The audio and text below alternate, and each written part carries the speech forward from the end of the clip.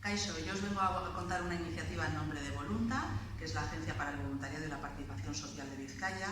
En la agencia tenemos diferentes servicios y programas de promoción del voluntariado, también del voluntariado en el ámbito de la universidad, con un programa, y además también tenemos muchos servicios y programas de apoyo a las entidades sociales. Desde estos servicios y apoyos a las entidades sociales hemos visto que ellas tienen muchas necesidades o retos relacionados con el marketing, con la difusión, con la organización de eventos, con el liderazgo, etc. Y nos parecía que es una oportunidad el que puedan ponerse en contacto con otras empresas, sobre todo, o agentes del mundo empresarial que quieran apoyarles en estos retos y necesidades que ellas tienen.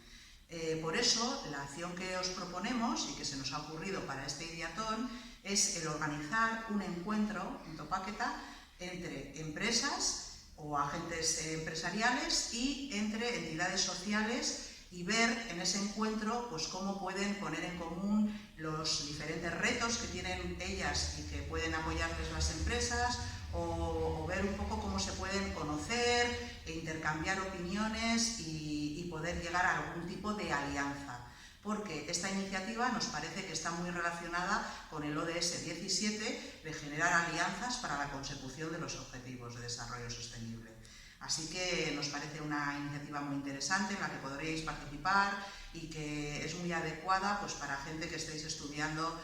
pues, temas de empresariales, marketing, etc. Os animamos a que os interese la iniciativa y a que nos apoyéis en esta organización del encuentro.